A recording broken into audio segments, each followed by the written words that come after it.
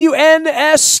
And I was out and about town recently up in the Hunt Valley area, and I ran into a very, very tall friend. And I said, "What's Walt Williams doing up in North Baltimore County?" He said he got an office up in Hunt Valley. And he said, "Man, I got a book on Len Bias." I'm like, "Well, tell me about it." And here he is. We welcome the man, the myth, the legend, one of our friends for going on 3 decades now. You know him as a Wizard. Walt Williams back on, of course, doing Terps Radio on the Terps Radio Broadcast Network, along with Johnny Holiday. And the book is Lessons from Lenny, The Journey Beyond a Shooting Star. What's up, Wiz? Happy holidays to you, man.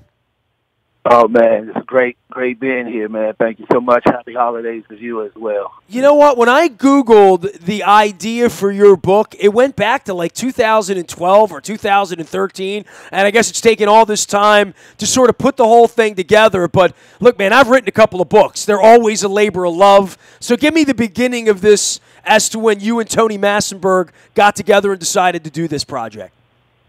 Well, me and Tony, we're good friends, so we hang out often. And, many times when we're together, we talking about, back in the day and our times and playing. And Len's name always comes up, and just our infatuation with him and how we both just loved him to death, man, just loved him. And so, we felt like, hey, why don't we put it in a book? And we got it together, and we got with one of our friends, Waydale Wright, and we put our thoughts down on paper, and we was able to document things. So the book is just a conversation between me and Tony about Len Bias and his effect that he had on our lives. Tony gives a perspective from someone who played with him and how it affected him moving forward. And I give a perspective from a young high school kid who idolized him and wanted to follow in his footsteps, and how the tragedy led to my decision-making and eventually headed to the University of Maryland. Man, this is really incredible, right? Because I think we all have a relationship with Len. I never met Len. I remember being on the 5th floor at 501 North Calvert Street, on May 19th or June 19th, 1986. I was 17 years old.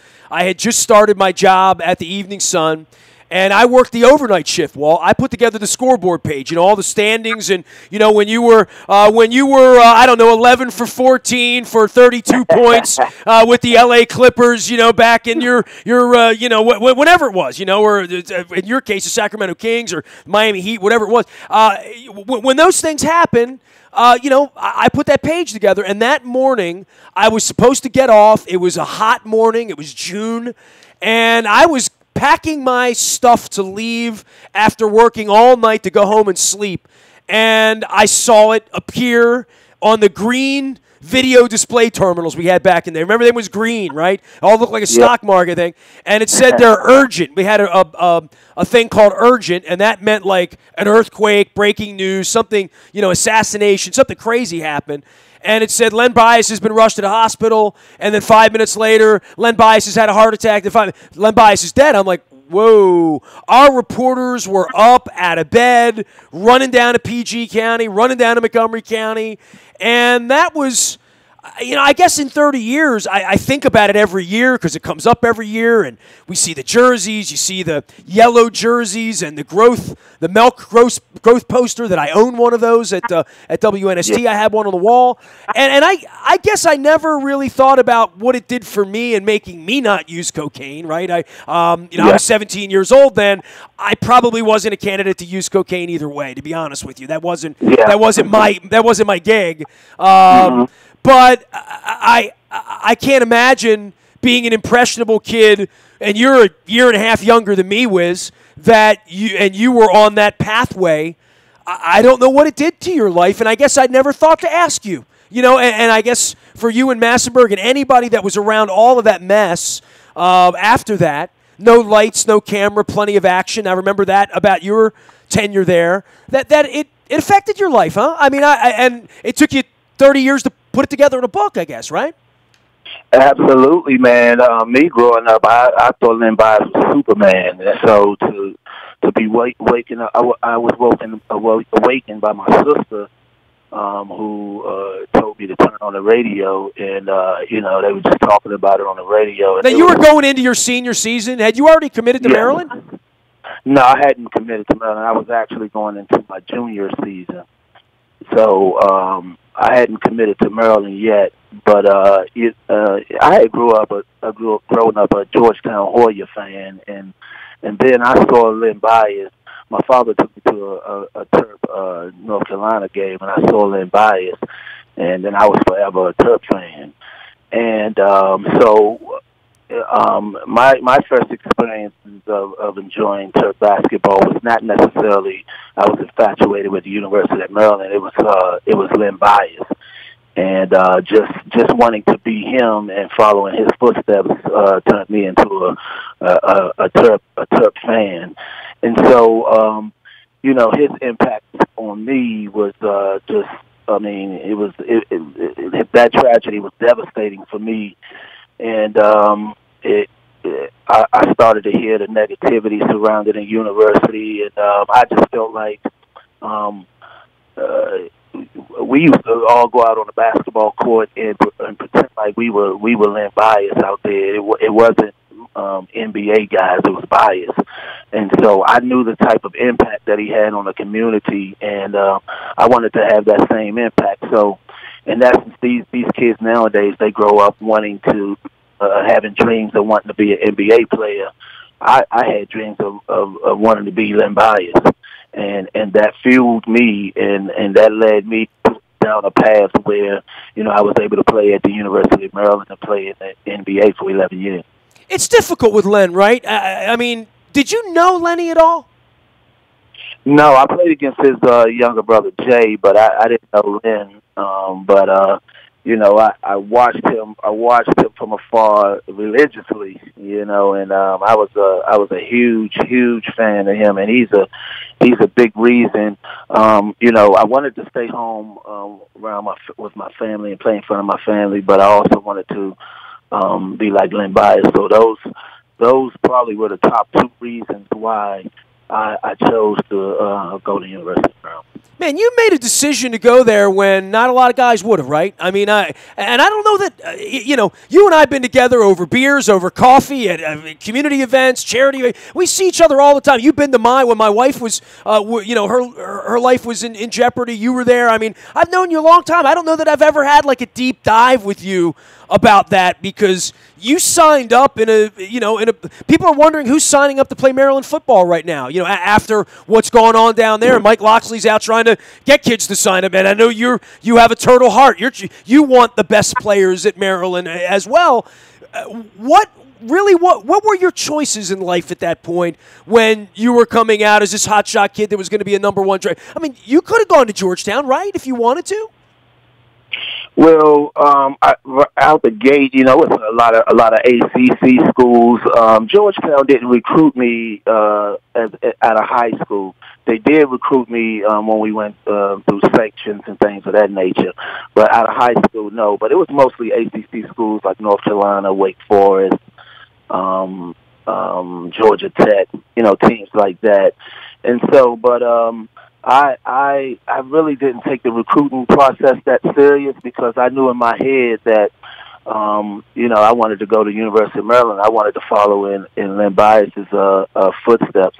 And so you really didn't even come close to it a second. I mean, literally, you didn't come close to going to Wake Forest. Did you visit? Did you take it seriously? Did you have to sleep and pray on it one night, or was it just sort of done?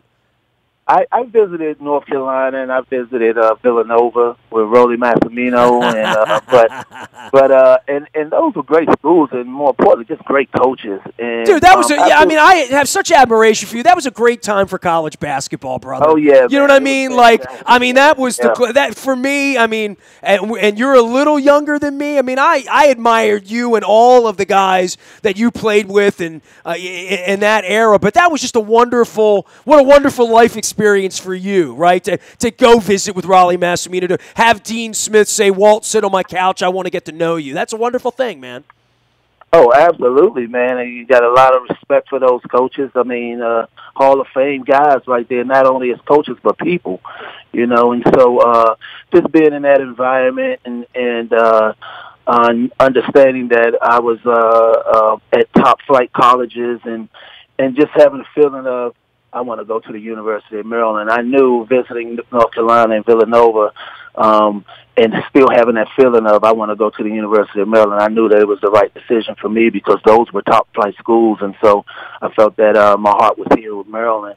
And like I said, I was relentless in my pursuit and wanting to follow in Len Bias' footsteps. I wanted to have the effect on the community that he had. I wanted kids in my neighborhood to go out on the basketball court and pretend like they were me.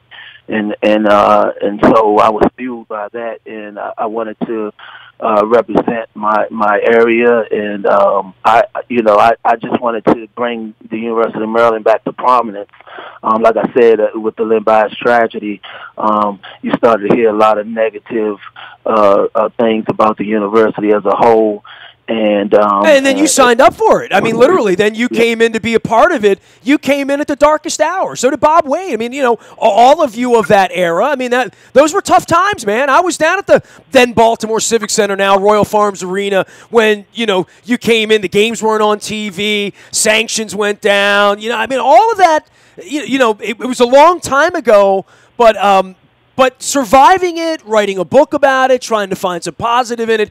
Walt Williams is the Wizard. He is with us. Lessons from Lenny is the book. It's brand new. Great holiday gift. Great basketball season gift. Written along with Tony Massenberg. The Journey Beyond a Shooting Star, with a foreword by Gary Williams and a final word by Charles Lefty Giselle. Len Bias, a hell of a ball player. That's my lefty. Is that pretty good?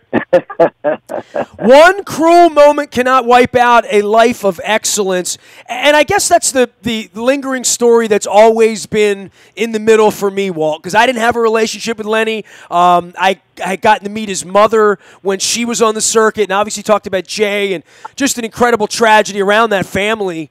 And I think with Len Bias, there's a hero worship part of that where, you wanted to be him and others wanted to be him. And even 30 years later, we sort of have made him immortal to some degree.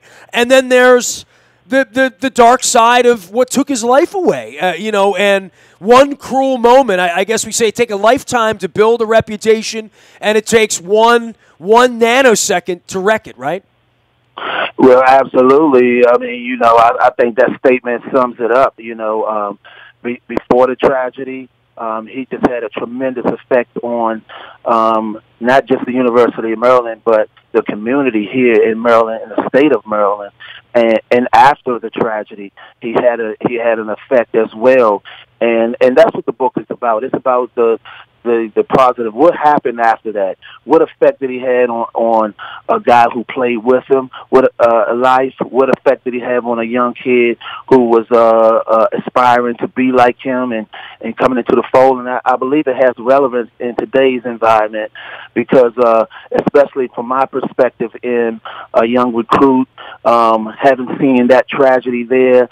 And what's your thought process? What are you thinking about as far as decision-making and going into college and possibly still looking at the University of Maryland as a school that you want to be a part of? And so I felt like I wanted to be a part of the rebuilding process and restoring the name, and as a result, during those times that we bridged the gap there, and ultimately it led to a championship. And so I think this book here really has some relevance in today's environment, and I hope that everyone takes the opportunity to read it. It's a great read, and I think it can help kids and with the decision making. I think it help parents with helping the kids with decision making, and it's just a great read about a great player and his effect on guys around him. 12 years in the NBA, the Wizard Walt Williams joining us here. He's also calling Terps games. The book is Lessons from Lenny. You can pretty much get it anywhere. Tony Massenberg, also part of this. And, I don't know Tony. You got to get Tony on a show with me next week, and let me talk to him a little bit about this because I can't. I mean, what a career Tony had, too, right? I mean, the two of you coming out of this thing and putting this book together. When did you guys start talking about doing the book? And give me the process of putting the book together for both of you and getting it out out here before the holidays? Because I know it's been a number of years in the making. Oh yeah, it's been a couple of years in the making. Like I said, me and Tony got together with one of our good friends, where they'll write, and we all just jotted down our thoughts.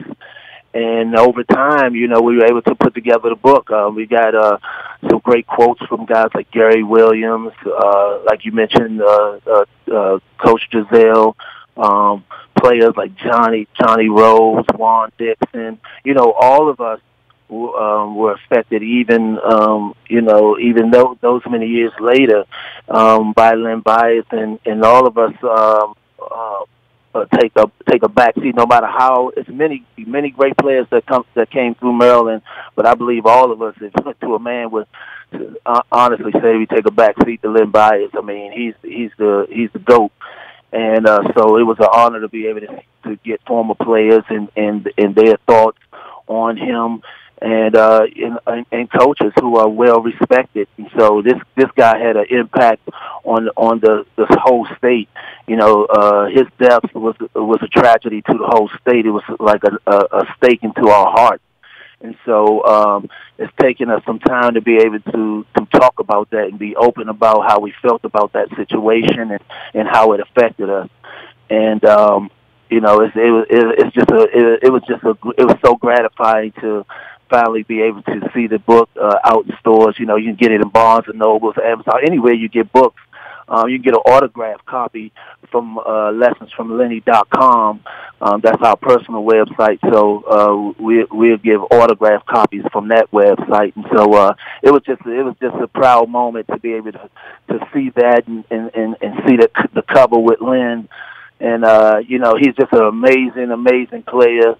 And we wanted to talk about him. Here's Walt Williams, the Wizard, here. And look, I got to let you talk a little bit about this year's team and where we're going. Just big picture, expectations and where you are. This is a pretty good-looking bunch that Turgeon's put together. And I think in a year where the Big Ten's going to really be a buzzsaw. I mean, you're going to go through January and February, and you're not going to go a week without playing a ranked team somewhere along the line. It's a strong conference, and I think we saw that out at Mackey at Purdue a couple of weeks ago, but this thing's going to ramp up. I mean, even Nebraska is going to be, a tough game to get things started at the beginning of the year.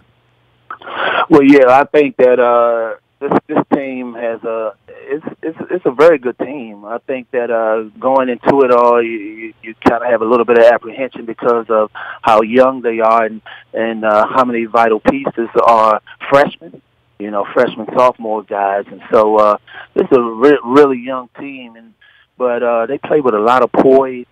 They play with a lot of confidence. They don't get rattled by the moment. The biggest thing is that all of them are versatile. They do multiple things. You don't have guys who are specialists. Oh, this guy can shoot, or this guy can rebound, or this guy plays defense. They all do those things. And, all of them play solid defense. They're capable of scoring. They defend well, individually and as a team. They rebound the ball well. So, they got a real solid six-man rotation. They probably can go to 7 or 8 as you go along. I think the freshmen are learning, and they're playing well, and they're winning even in learning experiences. So it's a great situation for them. I expect this team to certainly be a tournament team. I don't know if I would have said that early on, because, like I said, it's just so many young players that they have to rely on. But these guys have shown that they're ready. They're ready to take on the challenge, and I think as they go along, the shooting is going to get just better and better. I think that's just a rhythm and a comfort level that they will eventually get. Yeah, I don't know that I want Cowan taking 17 shots a night, right? Absolutely, but I think that they always give themselves a chance to win because of the way the effort and the way they play on the defensive end. And so if they can start hitting shots from the outside relatively on a consistent basis, it don't have to be lights out, but just some consistency there. I think that this is going to be a real dangerous team because defense always travel. They can have versatile lineups. They can have smaller lineups. They can have bigger lineups, so they can match up virtually any kind of team. All right, he is the Wizard Walt Williams. The book is Lessons from Lenny. I'll be checking in with you, maybe after a late night sojourn back from the Midwest at Ohio State or Michigan State in a couple of weeks. Always a pleasure to have you on. Always great to bump into you and shake your hand and see your smile. And I hope your wrist gets tired from signing these books. Okay, Walt? Yes, thanks so much, Ness. And once again, it's lessonsfromlenny.com, or you can get it at any of your wherever you get books from. Like I said, Amazon, Barnes and Noble, wherever. So go ahead and purchase the book. It's a great read about a great player and his impact on this community. Appreciate you, Wiz. Have a great holiday. All right. All right, same to you, buddy. We'll see you down at College Park. There he goes, Walt Williams joining us here, the Wizard. I said L.A. Clippers. I don't know why I got L.A. What did I say L.A. Clippers 30 years later when I knew it was Sacramento Kings? There you go. Who got drafted by the Clippers that I keep thinking? Maybe that's Russ. Yeah, maybe. I'm mixing guys up. It's terrible. Aging, man. You hit 50, you start to have senior moments. Nasty at WNST.net finds me. I'm out in the buy at Toyota.com audio vault with all of my senior moments. Ravens thoughts, Orioles thoughts, Luke's and Owings Mills. We are WNST.net, AM 1570 and WNST Towson, Baltimore, and we never stop talking Baltimore sports.